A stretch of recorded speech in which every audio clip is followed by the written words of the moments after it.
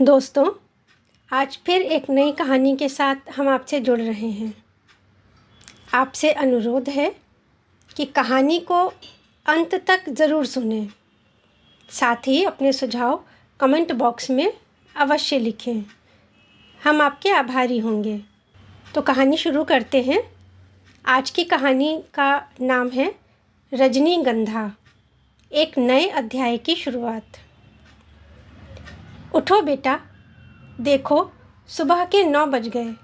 बेटी का माथा सहलाते हुए अनुभा ने कहा। माँ का स्नेहिल स्पर्श पाकर आरोही ने आंखें खोलीं और उठकर बैठ गई। पापा चले गए क्या? उसने पूछा। हाँ, एक मीटिंग थी, इसलिए जल्दी चले गए। अनुभा ने चादर को तह करते हुए कहा। अच्छा, कहकर आरोही बालकनी की ओर चली गई। फिर एकाएक खुशी से चीख कर बोली, माँ, यह देखो। तेज कदमों से अनुभा बालकनी में पहुंची तो देखा रजनीगंधा में एक प्यारा सा फूल खिल गया था, जिसे देख आरोही पुलकित हो रही थी। फूल की तरह उसका चेहरा भी खिला हुआ था। अचानक आरोही ने पौधे में से एक पीला पत्ता तोड़कर ज़मीन पर फेंक दिया। अरे, तुमने इसे तोड़कर क्यों फेंका? अनुभा ने पूछा। माँ, यह पत्ता पीला है। देखो, इसी जगह एक नई कोपल आ रही है। इसे तोड़ दिया ताकि नई कोपल को खिलने की अधिक जगह मिल सके, आरोही ने तर्क देते हुए कहा। हाँ बेटा, तुमने ठीक किया। हमारा जीवन भी ऐसा ही है कुछ। पीले पत्तों की वजह से नए पत्ते पूरी तरह खिल नहीं पाते। उन्हें भी तोड़कर फेंक देना चाहिए। पुरानी यादों को जोड़े रखना अच्छा नहीं होता। अनुभा ने आरोही के सिर पर प्यार से हाथ फिराते हुए कहा। अच्छा, अब फ्रेश होकर आओ। तब तक मैं नाश्ता तैयार कर लेती हूँ, कहकर अनुभा रसोई की तरफ चली गई। आरोही कुछ देर ज़मीन पर पड़े पीले पत्ते को देखती रही, फिर अंदर चली गई। फ्रेश होकर रसोई में आई तो अनुभा ने पूछा, आलू के पराठे बनाए हैं, साथ में क्या लोगी? सब्जी या बटर? नहीं, मैं आम के अचार से खाऊंगी, कहकर आरोही ने अचार की शीशी उठा ली। आप भी लेंगी? उसने पूछा। हाँ हाँ, आश्चर्य और खुशी से अनुभा ने बेटी की ओर देखकर कहा। नाश्ता करके दोनों बैठी ही थीं कि डोरबेल बज उठी। देख तो, शांति होगी, माँ ने कहा। आरोही ने दरवाज़ा खोला तो शांति हाथ में सुंदर बुके लिए खड़ी थी। लो दीदी जी, कोई आपके लिए दे गया है। अच्छा, बुके हाथ में लेकर उसने अंदर रखा कार्ड निकाला। लिखा था, नए दिन की शुभकामनाओं के साथ सार्थक। वह हल्के से मुस्कुरा दी। आरोही के चेहरे पर मुस्कान देख अनुभा ने चैन की सांस ली। मन ही मन भगवान को धन्यवाद किया कि उनकी बेटी बिल्कुल ठीक हो गई। नहीं तो पिछला साल कितना कठिन और संघर्ष भरा रहा उसके लिए। आरोही बुके लेकर अंदर चली गई तो अनुभा बीते दिनों को याद करने लगी, जब आरोही एमएससी कर रही थी। क्लास के एक लड़के अमर से उसकी अच्छी दोस्ती हो गई थी। अमर नेक दिल था। सभी लड़कियों से अच्छे से बात करना, उनकी मदद करना, उनका ध्यान रखना उसका स्वभाव था। इसी स्वभाव के कारण आरोही उसे पसंद करने लगी थी। उसे लगता था कि अमर उसका विशेष ध्यान रखता है। क्लास में, लाइब्रेरी में या लैब में हमेशा उसके साथ ही रहती। कोई नोट्स चाहिए तो अमर से ही लेती और कोई काम हो तो अमर को ही बुलाती। यहाँ तक कि कॉलेज में देर होने पर अमर के साथ ही घर आती। अनुभा को याद आया कि शुरू शुरू में उन्होंने भी इस बात को इग्नोर किया। फिर आरोही का अमर के प्रति बढ़ता लगाव और झुकाव देखकर उसे समझाने की कोशिश की कि इस तरह किसी लड़के के साथ अधिक घूमना फिरना उचित नहीं। पता नहीं उसके मन में क्या है, और लोग देखेंगे तो बातें बनाने का अवसर मिलेगा। अभी अपनी पढ़ाई पर ध्यान दो, यह सब बाद में सोचना। मगर आरोही ने उनकी एक ना सुनी, उल्टा कहने लगी, तुम किस ज़माने में जी रही हो माँ? अमर मुझे पसंद है और यकीनन वह भी मुझे पसंद करता है। क्या उसने कभी ऐसा कहा? उन्होंने पूछा। नहीं, अभी नहीं, पर पसंद करता है तभी तो मेरी इतनी केयर करता है और हमेशा मेरा साथ देता है, कहकर आरोही चली गई। अनुभा परेशान हो रही थी कि वह कैसे आरोही को समझाए कि उसकी सोच गलत हो सकती है। सिंगल चाइल्ड होने की वजह से आरोही शुरू से ही थोड़ी ज़िद्दी रही। अपनी पसंद की हुई चीज़ को हासिल करने की प्रबल इच्छा उसमें पहले से थी, जो यहाँ भी जोर मारने लगी थी। धीरे धीरे आरोही अमर पर अपना अधिकार जताने लगी कि वह अन्य लड़कियों से बात ना करे और सारा समय उसी के साथ रहे। छोटी छोटी बातों पर रूठकर अमर से मान मनुहार की उम्मीद करने लगी, और जब ऐसा ना हुआ तो उसका स्वभाव बदलने लगा। हर बात पर चिड़चिड़ाती रहती, घर पर भी किसी से ठीक से बात ना करती। एक दिन उसकी सहेली सुमेधा ने घर आकर सारी बात अनुभा को बताई। इसे सुनकर वह बहुत परेशान हो गई। उन्होंने सारी बात अपने पति रोहित को बताई, तो उन्होंने भी इसका समाधान करने के लिए अमर से बात करना निश्चित किया। फिर एक दिन उन्होंने अमर को घर पर बुलाया। जिस बात का उन्हें डर था वही हुआ। अमर ने स्पष्ट शब्दों में मना कर दिया कि उसके मन में ऐसी कोई बात नहीं, वह तो सभी लड़कियों के लिए ऐसे ही करता है। आरोही की गलत सोच के लिए उसने दुख जताया और क्षमा मांगकर चला गया। यह सब जान आरोही विक्षिप्त सी हो गई।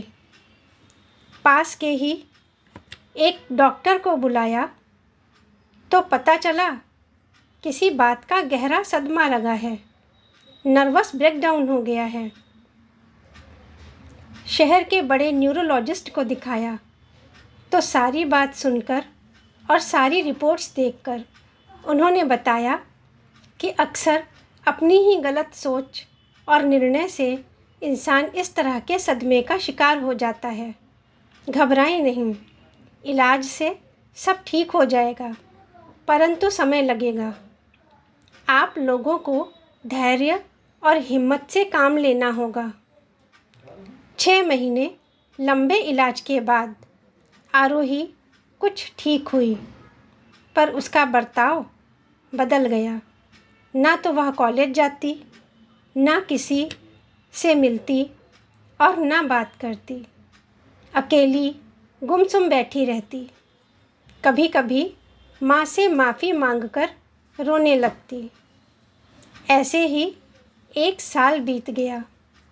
इलाज से काफ़ी सुधार हुआ, पर आरोही अभी भी सामान्य नहीं हो पाई थी।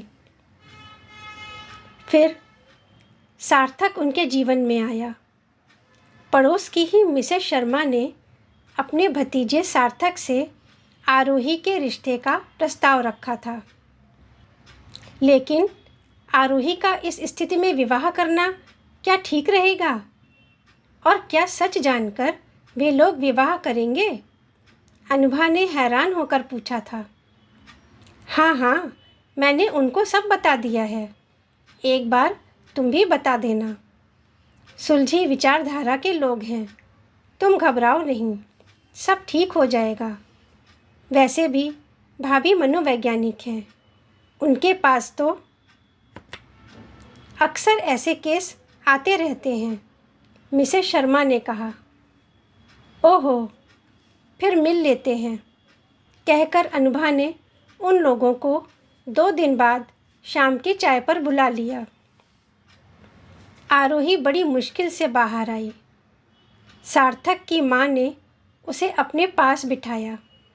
उसका हाथ अपने हाथ में लेकर बड़े प्यार से बातें करने लगी। अनुभा ने देखा कि आरोही भी धीरे धीरे सहज होकर उनसे बात कर रही थी। सार्थक से थोड़ी देर बात कर आरोही अंदर चली गई। जाते समय सार्थक की माँ ने पूछा, आरोही को फूल पसंद हैं क्या? अनुभा के हाँ कहने पर उन्होंने ओके कहा और चली गईं। अगली सुबह से हर रोज़ एक सुंदर सा बुके सार्थक के नाम से आने लगा। आरोही को फूल बहुत पसंद थे, इसलिए वह बुके को हमेशा अपनी मेज पर ही रखती, जैसे फूलों से उसे कोई पॉजिटिव एनर्जी मिल रही हो। जल्दी ही वह सार्थक से फ़ोन पर बात भी करने लगी। सार्थक की माँ ने आरोही की काउंसलिंग की और उसे फिर से पढ़ने के लिए प्रोत्साहित किया। उनकी बातों का असर आरोही पर होने लगा था। जल्दी ही आरोही ने कॉलेज ज्वाइन कर लिया और सामान्य होने का प्रयास करने लगी। अब धीरे धीरे अपनी परिस्थितियों का सामना करने में वह सक्षम हो रही थी, पर कभी कभी पुरानी बातें याद कर आरोही गुमसुम हो जाती। ऐसे में वे लोग उसे बाहर घुमाने ले जाते। एक बार सार्थक की माँ ने कहा था, अनुभा जी, आप चिंतित ना हों, आरोही पूरी तरह ठीक हो जाएगी। मेडिसिन्स अपना काम कर रही हैं, मगर चोट उसके मन पर लगी है, तो मरहम भी मन पर ही लगना चाहिए। सुनकर अनुभा को कितनी तसल्ली मिली थी। अभी पिछले महीने सार्थक को ऑफिस की तरफ से एक ट्रेनिंग के लिए कनाडा जाना था। जाते समय उसने ही आरोही को रजनीगंधा के पौधे वाला गमला देकर कहा था कि उसके आने तक आरोही उस पौधे की देखभाल करे। आरोही ने पूरी लगन से उस पौधे की देखभाल की थी और आज उसमें पहला फूल खिला तो आरोही खुशी से भर उठी थी। अनुभा आरोही के पहले जैसे हंसते बोलते रूप को देखकर खुश थी। माँ, ओ माँ, कहाँ खोई हो? मोबाइल बज रहा है। आरोही ने ज़ोर से हिलाया तो अनुभा चौंक पड़ी। मोबाइल उठाया तो सार्थक की माँ का ही कॉल था। अनुभा जी, सार्थक कल वापस आ रहा है। अगर आप तैयार हों तो अगले सप्ताह सगाई की रस्म कर लें। अनुभा ने आरोही की तरफ देखा। आरोही ने मुस्कुराकर दृढ़ता से कहा, मैंने अपने जीवन से अमर नाम का पीला पत्ता तोड़कर फेंक दिया ताकि सार्थक की नई कोपल खिल सके। अनुभा ने हर्ष के साथ सार्थक की माँ से कहा, जी बिल्कुल, जैसा आप ठीक समझें। ठीक है, कल शाम चाय पर मिलकर तय करते हैं, कहकर उन्होंने फ़ोन काटा। अगली सुबह आरोही कुछ परेशान थी। बार बार दरवाज़ा खोलकर देखती। उसकी बेचैनी देख अनुभा ने पूछा, क्या हुआ?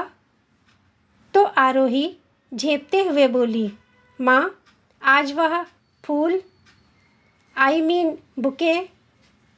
बात पूरी होने के पहले ही डोरबेल बज उठी। आरोही ने भागकर दरवाज़ा खोला तो सामने सार्थक सुंदर सा बुके लिए खड़ा था। दोस्तों, ये कहानी आपको कैसी लगी हमें ज़रूर लिखकर बताइएगा। साथ ही आपने हमारी पुरानी कहानियों को जो प्रोत्साहन दिया है उसके लिए भी हम आपके आभारी हैं और आशा करते हैं कि ये प्रोत्साहन ऐसे ही मिलता रहेगा।